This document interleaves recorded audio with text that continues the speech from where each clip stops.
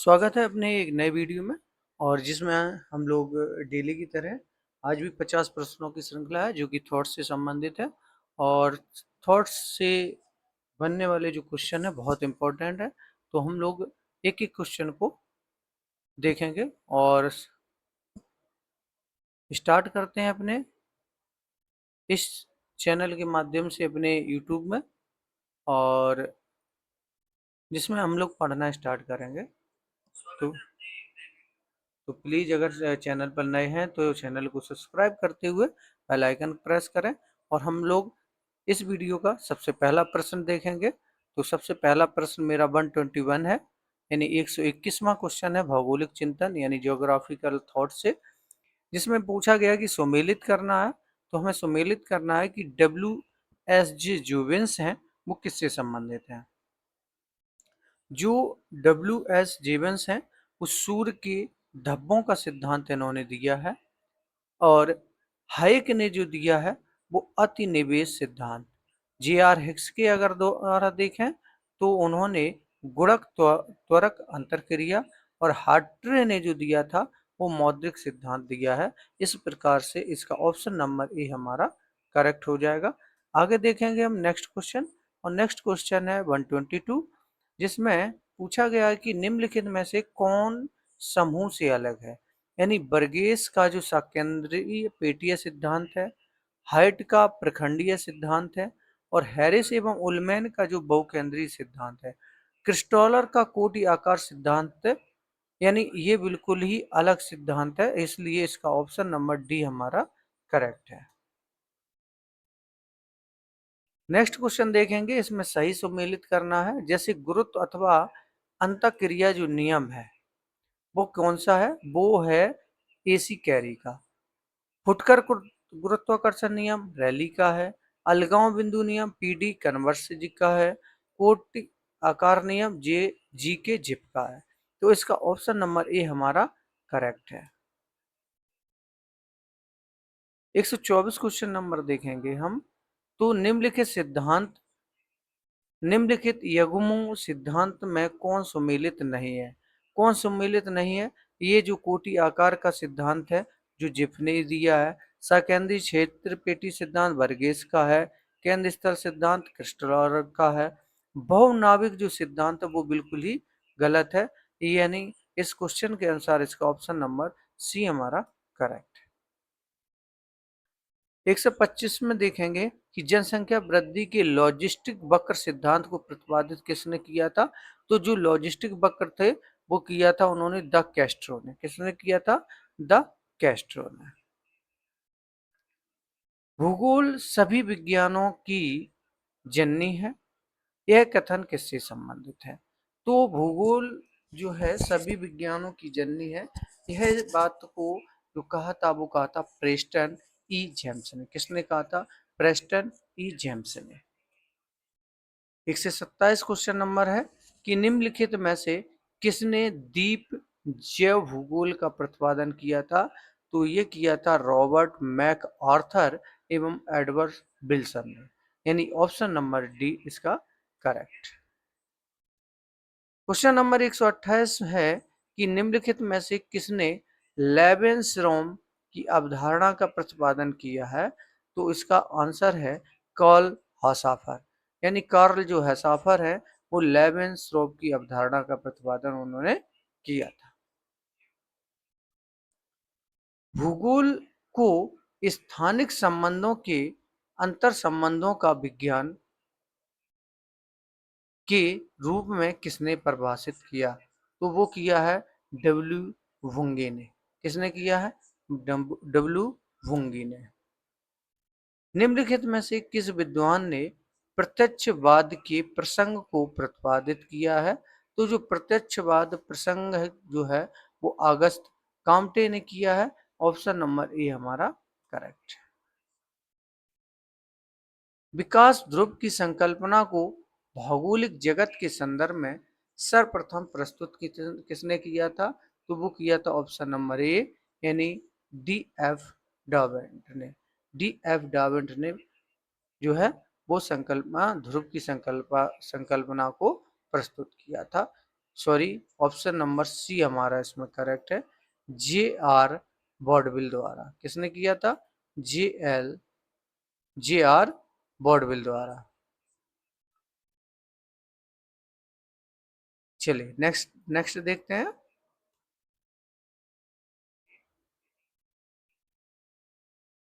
सर्वप्रथम मानवतावादी भूगोल शब्द का प्रयोग किसने किया था?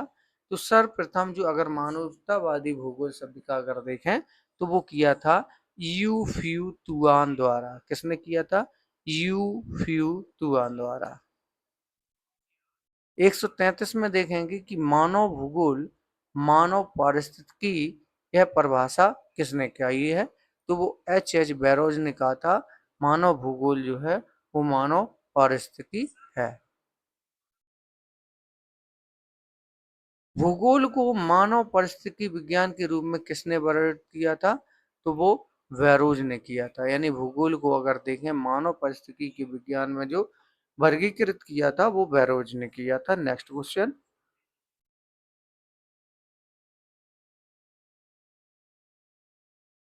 प्राणी भौगोलिक प्रदेशों के विभाजन का श्रेय जाता है तो वो किसे जाता है?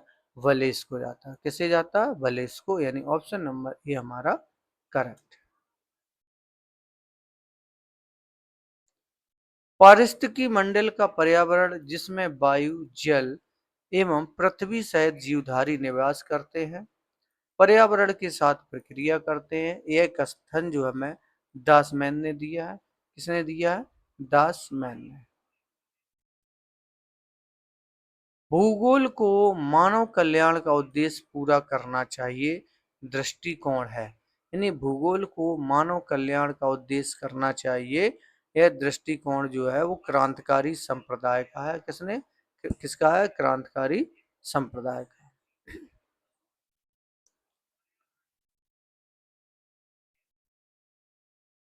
निम्नलिखित में से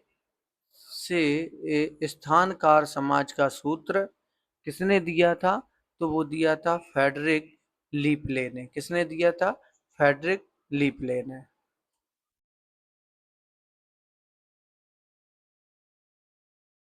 प्रवसन से संबंधित गतिशीलता संक्रमण मॉडल निम्न में से किस विद्वान ने दिया?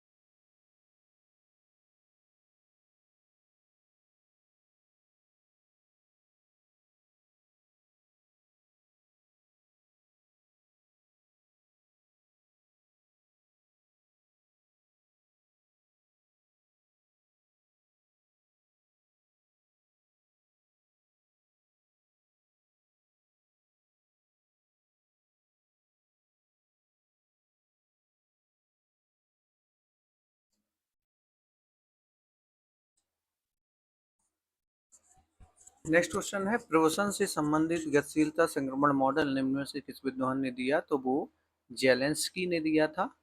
तो ऑप्शन नंबर इसका सी करेक्ट। नेक्स्ट क्वेश्चन देखेंगे 140 नंबर, वृद्धि ध्रुव की संकल्पना 1949 यानी 1949 में किसके द्वारा प्रतिपादित की गई? यानी वृद्धि ध्रुव संकल्पना 1949 में वो पैरोक्स के द्वारा प्रतिपादित की गई, यानी किसके द्वारा? पैरोक्स के द्वारा। इसका ऑप्शन नंबर डी करेक्ट है। देखते हैं चलिए नेक्स्ट क्वेश्चन में हम लोग देखेंगे,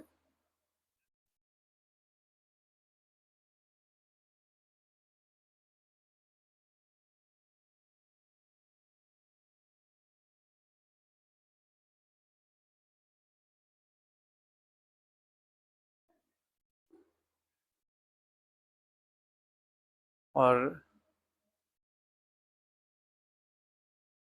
मानव भूगोल कौन कहाँ क्या पाता है और कैसे का अध्ययन करता है?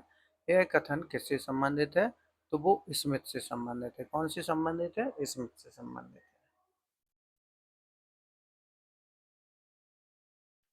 समाज की वह स्थिति जिसमें जनसंख्या की जरूरतें एवं आवश्यकताएं पूरी कही जाती हैं तो वो सामाजिक कल्याण है। क्या है? सामाजिक कल्याण। 142 का बी नंबर। नेक्स्ट क्वेश्चन देखेंगे हम कि निम्नलिखित में से भूगोल की किस पीठ ने मनुष्य को जैवमंडल का घटक माना है? तो वो शिकागो ने माना। ऑप्शन नंबर ए करेक्ट है। इसमें हम मात्र 30 क्वेश्चन ही कंप्लीट करेंगे और 50 क्वेश्चन हम कल के वीडियो में देखेंगे। अगर वीडियो पसंद आए तो प्लीज लाइक करते चलिए। प्रत्यक्षवाद की मुख्य अवधारणा क्या है? प्रत्यक्षवाद की जो मुख्य अवधारणा है वो अनुभववाद से है और नियम एवं सिद्धांतों के निर्माण से है। तो इसके ऑप्शन दो राइट हैं, यानी इस वजह से सी ऑप्शन कथन सही हो जाएगा। सी या सी में दोनों, यानी ए और बी। नेक्स्ट क्वेश्चन,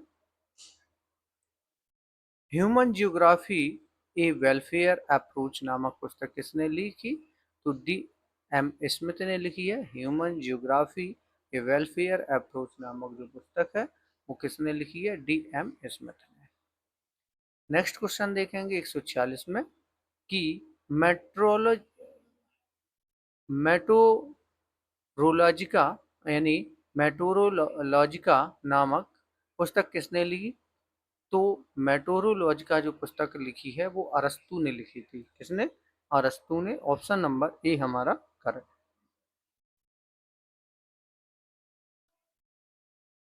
147 के लिए देखेंगे तो आवर वंडरिंग कंटेंट्स नामक पुस्तक किसने लिखी? ए डू डोइट ने। किसने लिखी? ए डू डोइट ने। 148 में देखेंगे कि निम्नलिखित पुस्तकों में से किसने लेखक अरब भूगोलवेत्ता यानी अल बरूनी नहीं है? तो यानी किताब उल काफी जो है वो अल बरूनी की नहीं है। 149 में देखेंगे द पीपल ऑफ इंडिया के लेखक कौन है? तो बहुत इंपॉर्टेंट पुस्तक है, तो ये है सर हार्वर्ड रिस्ले, यानी द पीपल ऑफ इंडिया के जो लेखक हैं वो है सर हार्वर्ड रिस्ले। इस वीडियो में हम 150 ही क्वेश्चन कंप्लीट रखेंगे। तो देखेंगे हम अगली वीडियो में। तो 150 के लिए देखेंगे ओरिजिन ऑफ स्पीच पुस्तक के लेखक कौन है? यानी ओरिजिन ऑफ स्पीच पुस्तक के लेखक कौन है? तो वो है चार्ल्स डार्विन।